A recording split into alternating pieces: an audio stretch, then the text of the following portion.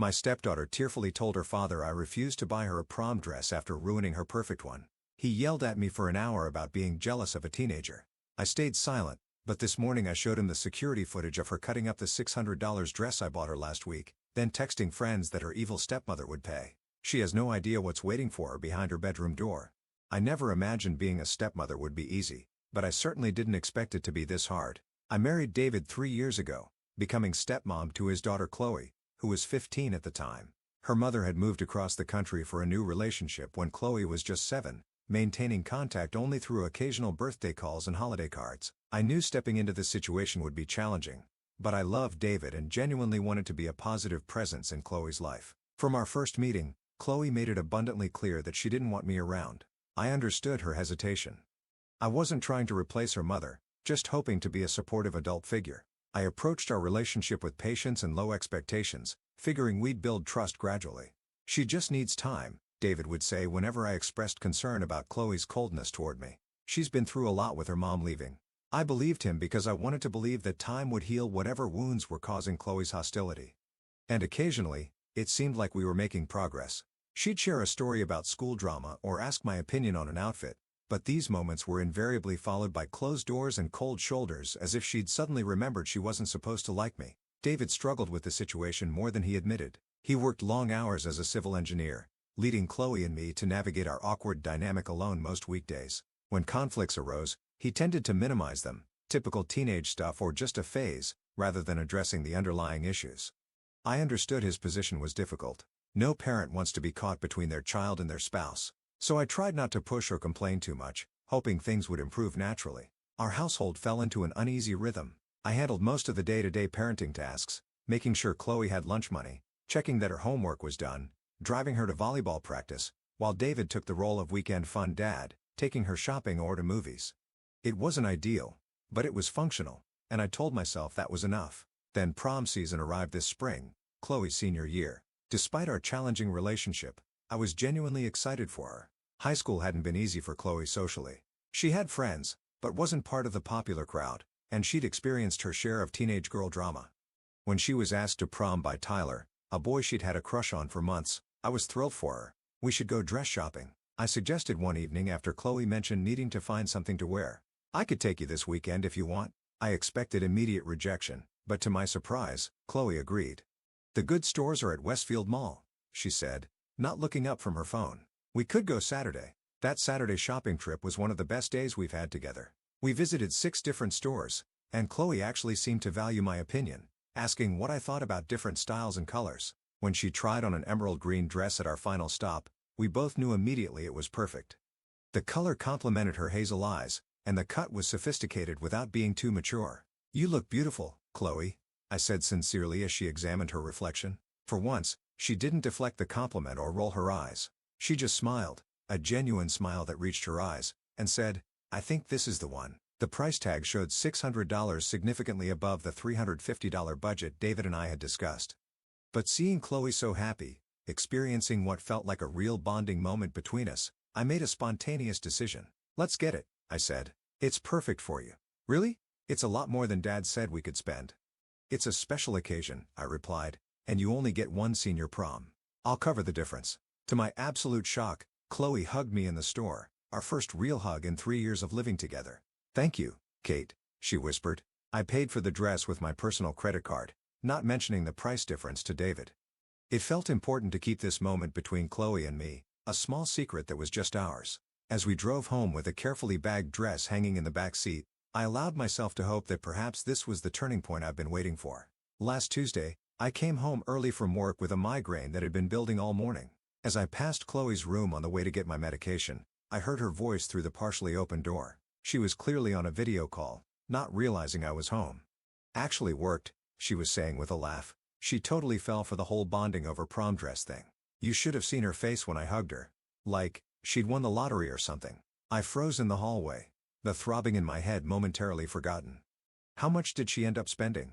asked the voice from Chloe's computer. $600, Chloe replied proudly. "Way more than Dad would have spent. But she's so desperate for me to like her. It was easy."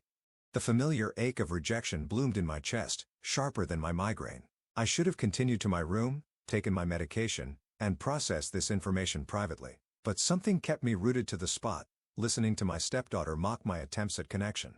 Anyway, I have something even better planned, Chloe continued. Watch this. There was a sound I couldn't immediately identify, then a gasp from whoever was on the other end of the call. What are you doing? Creating a little drama, Chloe explained cheerfully. I pushed the door open wider to see Chloe sitting cross-legged on her bed, a pair of scissors in her hand, deliberately cutting a jagged line across the bodice of the green dress we purchased just days earlier. What are you doing? I gasped, unconsciously echoing her friend's question. Chloe's head snapped up, her expression shifting from shock to calculation so quickly it was unsettling. The tears that suddenly welled in her eyes seemed to appear on command. Get out of my room, she shouted. You can't just barge in here. You're destroying your dress, I said, still trying to process what I was seeing. The dress I just bought you. Whatever, she snapped, ending her call. It's just a stupid dress. You can buy another one. Isn't that your whole thing? Buying my affection? The casual cruelty of her words, paired with the deliberate destruction of something that had represented a rare positive moment between us, left me speechless. I turned and walked to my room, took my migraine medication, and laid down in the dark trying to make sense of what had just happened. Later, I heard Chloe leave for her evening shift at the local cafe. I still hadn't decided how to handle the situation when David came home around 7. I thought about telling him what had happened, but something held me back. Maybe it was the migraine still lingering at the edges of my consciousness, or maybe it was the knowledge that confrontations about Chloe never went well. So I said nothing, just mentioned I wasn't feeling well and went to bed early. What Chloe didn't know, what neither she nor David knew, was that we had security cameras in the house. David had installed them last year after a series of break-ins in our neighborhood. There was one in the upstairs hallway with an angle that included part of Chloe's room when her door was open. The cameras were primarily for when we weren't home, and we'd always respected Chloe's privacy, but the system had captured the entire incident. I hadn't checked the footage yet. Part of me hoped I had somehow misunderstood what I'd seen, that there was some explanation other than deliberate cruelty. But I knew what I'd witnessed, and the memory of Chloe's calculated tears when caught kept replaying in my mind. The next morning, Chloe left for school without speaking to me, which wasn't unusual. I had a flexible work-from-home day scheduled, so I made coffee and sat down at my laptop, finally ready to address what had happened. I accessed the security system and found the footage from the previous afternoon. It was all there in high definition. Chloe laughing with her friend about manipulating me, the deliberate cutting of the dress, and most disturbingly, what happened after I left. She had continued cutting the dress, making the damage more extensive, then carefully placed it in her laundry hamper. The audio picked up her voice clearly. Now I just need to tell Dad that Kate moved it from where I had it hanging and put it through the wash. He'll totally believe me over her. I sat back feeling strangely calm despite the hurt and anger swirling inside me. This wasn't an impulsive teenage mistake or a misunderstanding. This was calculated, premeditated manipulation designed to drive a wedge between David and me. Around noon, my phone exploded with texts from David saying Chloe had called him in tears from school. According to her story, she discovered that morning that her perfect prom dress had been damaged in the wash after I moved it from where she'd carefully hung it. When she confronted me about it, I'd allegedly told her coldly that she should have been more careful and would have to find something else or miss prom. The fabrication was breathtaking in its detail and malice. I replied simply, "That's not what happened. We should talk when you get home." David's response was immediate. "I'm coming home now." By the time David arrived 20 minutes later, he was already worked up from Chloe's tearful call. He burst through the door, his face flushed with anger. "How could you do this to her?" he demanded before I could even speak. "This is her senior prom, Kate. The one night she's been looking forward to all year." "David, please let me explain." "Explain what? That you're jealous of a teenager? That you can't stand seeing her happy?" "She told me how you've been acting weird ever since she got asked to prom." For the next hour, David unleashed years of pent-up frustration, accusing me of never trying to understand Chloe, of competing with her for his attention, of punishing her for not immediately accepting me. He brought up incidents from years ago, reframing them to fit this new narrative where I was the villain deliberately sabotaging his daughter's happiness. I listened in stunned silence, too hurt by his willingness to believe the worst of me to defend myself effectively. When he finally ran out of steam, breathing heavily in the middle of our living room, he demanded, "Well, what do you have to say for yourself?" I looked at my husband, this man who had just revealed he didn't know me at all, who had never once in this tirade considered that his daughter might be lying, who had automatically assumed the worst of my character and intentions. "I'll show you tomorrow morning when we're both calmer," I said quietly. "Right now, neither of us is in a place to have a productive conversation." "That's it? That's all you have to say?" He shook his head in disgust. "Chloe's right. You don't even care. He slept in the guest room that night. I lay awake for hours, wondering how we had reached this point. When had our marriage become so fragile that a teenager's manipulation could shake its foundation so completely? Had David always trusted me so little? Or was it simply that his guilt over Chloe's mother leaving had created a blind spot where his daughter was concerned? This morning, I woke early after a restless night's sleep. I made coffee and waited at the kitchen table for David to emerge. When he finally appeared, disheveled and still visibly angry, I silently connected my laptop to our living room TV and played the security footage. David watched without speaking as his daughter deliberately destroyed her dress, laughed about manipulating me, and then looked directly into her phone camera and said, "My evil mother is going to pay for this. By tomorrow night, Dad will totally take my side, and she'll be buying me an even better dress while feeling guilty for being such a bleep." The color drained from David's face as he watched. I also showed him the receipt for the dress, $600, not the $350 he thought we'd spent, and the subsequent footage showing Chloe carefully cutting the dress more extensively after I'd left and placing it in the laundry hamper. When the footage ended, David sat in stunned silence, his coffee untouched and growing cold. "I've tried for 3 years, David," I said quietly. "I've never pushed, never tried to replace her mom, never complained when she was cold or rude. I keep thinking if I just hang in there, she'll eventually see I'm on her side. But I can't keep being the villain in her story. And I can't stay in a marriage where you automatically assume the worst of me without even asking for my side." David buried his face in his hands. "I don't know what to say." He finally managed, "I'm so sorry I didn't listen to you. I heard her crying, and you wanted to protect her." I finished for him. "I understand that. But who protects me when the accusations are false? Who gives me the benefit of the doubt?" We talked for over an hour, more honestly than we had in years, about his guilt over Chloe's mother leaving, about my struggle to find my place in their established dynamic, about how his conflict avoidance had created an environment where Chloe never faced consequences for her actions. "I think I've been trying to make up for her mother's absence by never saying no, never setting boundaries," David admitted. "But I've just made things worse, haven't I?" "We both have," I acknowledged. "I've been so afraid of overstepping that I've let her behavior slide too many times. We've been enabling her instead of helping her grow." By the end of our conversation, David had resolved to address the situation directly with Chloe. No more avoidance. No more excuses about teenage phases. She was about to graduate high school and enter the adult world. It was time for real accountability. Chloe is at a friend's house now, but David is waiting in her room for her to come home. He's taken the day off work, something he rarely does, to have a long overdue conversation with his daughter when she returns. He's also arranged for family counseling, something I've suggested multiple times, but he's always resisted. I don't know if our marriage will survive this or if Chloe and I will ever have a genuine relationship.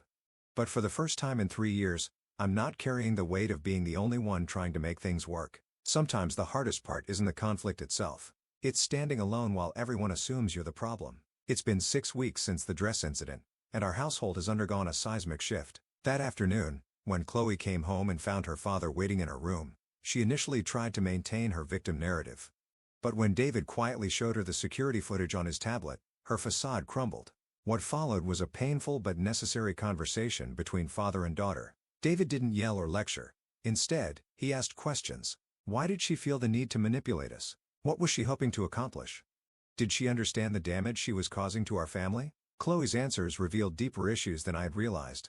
Her resentment toward me wasn't simply about my replacing her mother's place in the home. It was about her fear that I was replacing her in her father's heart. Years of her mother's absence had created an unhealthy dynamic where Chloe saw herself as the most important woman in David's life, his primary focus.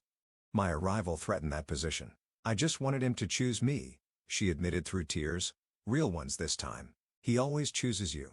David was stunned by this perception, which was so contrary to his own understanding of our family dynamics. From his perspective, he had always prioritized Chloe, often at the expense of our marriage. The disconnect between their perceptions was illuminating for all of us. The family counseling sessions David arranged began the following week. Dr. Bennett, our therapist, created a safe space for all 3 of us to express our perspectives without judgment. In those first few sessions, painful truths emerged from every direction. I admitted my resentment at always being cast as the villain despite my efforts to connect.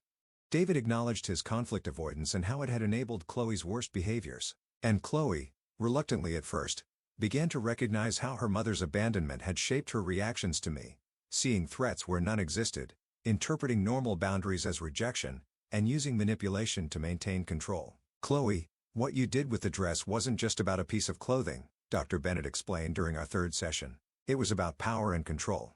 You wanted to prove that you could turn your father against Kate, that your influence was stronger than hers. Chloe stared at the floor, uncomfortable with his characterization, but not denying it. The problem with that kind of manipulation, Dr. Bennett continued gently, is that it damages the very relationships you're trying to control. Trust, once broken, is difficult to rebuild. Those words seemed to affect Chloe deeply. Perhaps because they came from a neutral third party rather than from David or me, she was able to hear them without her usual defensiveness. As for the prom dress itself, that required a practical solution alongside the emotional work. The original dress was beyond repair, deliberately damaged beyond what could be fixed. Chloe had to face the consequences of her actions.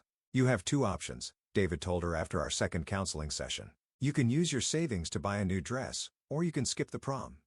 Those are the natural consequences of destroying something valuable. It was the first time in years I'd seen David hold a firm boundary with Chloe without immediately softening at her tears or complaints. It was a small step, but a significant one. Chloe chose to use her savings, money she'd been accumulating from her cafe job, to buy a used car after graduation. The dress she could afford wasn't as elaborate as the original emerald green one, but it was appropriate for prom. I offered to help alter it to fit her better, a peace offering that she accepted with surprising grace. The night of the prom arrived with less drama than I'd anticipated. Chloe looked beautiful in her modified dress, her hairstyle in an elegant updo that her friend's mother had helped with. As David took the obligatory pre-prom photos in our living room, I noticed Chloe glancing at me, not with her usual hostility, but with something more complex, perhaps a mixture of embarrassment and tentative respect. "You look lovely, Chloe," I said sincerely. "Thanks," she replied, meeting my eyes briefly before looking away for helping with the alterations to it. It would have looked weird without them. It wasn't a heartfelt apology or a dramatic reconciliation, but it was acknowledgement, the first step towards something healthier between us. After Chloe left with her friends, David put his arm around me and said, "Thank you for not giving up on us even when I gave you every reason to." "We're still a work in progress," I reminded him. "But at least we're making progress now instead of just pretending everything's fine." The weeks since prom have brought small but significant changes. Chloe has been more respectful, if not warmly affectionate. She's attending her counseling sessions without the initial resistance, even beginning to explore her feelings about her mother's absence more deeply. David has been more attentive to our marriage, making time for us as a couple instead of focusing exclusively on Chloe. Last weekend, something unexpected happened. I was in the kitchen preparing dinner when Chloe approached, hovering awkwardly in the doorway. "Need any help?" she asked, surprising me. "Sure," I replied, trying not to make too big a deal of this unprecedented offer. "Could you chop these peppers?" We worked side by side for several minutes before Chloe spoke again. "I'm sorry about the dress," she said suddenly, her eyes fixed on the cutting board, "and not just because I got caught. It was a really messed up thing to do." I paused, recognizing the significance of this moment. "Thank you for saying that, Chloe. That means a lot to me. Dr. Bennett says I need to practice actually saying the words instead of just thinking I've apologized." She gave a small self-conscious laugh. "Apparently, my non-verbal apologies aren't as clear as I think they are." "That's good advice," I acknowledged. "Communication is usually better when it's explicit." "Yeah. Well," she shrugged, already reaching the limit of her emotional comfort zone. "Anyway, I'm sorry." "Apology accepted," I said simply, not wanting to overwhelm her with my own emotional response. We continued preparing dinner together, the silence between us comfortable for perhaps the first time in our 3 years of knowing each other. Later that evening, David found me reading in our bedroom. "Did something happen with Chloe today?" he asked. "She seems different." I told him about our conversation in the kitchen. It was brief, but it felt genuine. He sat beside me on the bed, taking my hand. "You know, when her mother left, I was terrified I wouldn't be enough for her, that I'd mess up and damage her somehow. I think I've been so focused on not being a failure as a single dad that I failed to see how my choices were affecting our marriage. We're all doing the best we can," I said, squeezing his hand, "and now we're learning to do better." This morning, Chloe left a note on the kitchen counter before leaving for school. "Kate, thanks for helping me study for my lit final yesterday. Your notes made the themes actually make sense." See, it wasn't a dramatic declaration of affection or a complete transformation of our relationship, but it was acknowledgement, appreciation, and perhaps the beginning of respect. After 3 years of being cast as the wicked stepmother in her narrative, being seen as a helpful presence felt like a significant victory. I don't harbor illusions that our challenges are over. Chloe graduates in 2 weeks and then begins the transition to college life. New phases bring new challenges and family dynamics don't transform overnight. But for the first time, I feel like we're all facing in the same direction, working toward a healthier family system rather than pulling against each other. Dr. Bennett told us in our last session that blended families take an average of 7 years to fully integrate. You're not behind schedule, she assured us. You're just in the middle of a normal, if difficult, process. 7 years. We're not even halfway there. But now, at least, the journey feels possible. Not easy, but possible. And sometimes, that's enough to keep moving forward. David just texted to say he's taking us all out to dinner tonight to celebrate Chloe's last final exam. Once, I would have braced myself for an evening of tension and carefully navigated conversational landmines. Today, I'm simply looking forward to a family meal with all its imperfect but honest interactions. Progress, not perfection. That's becoming our family motto.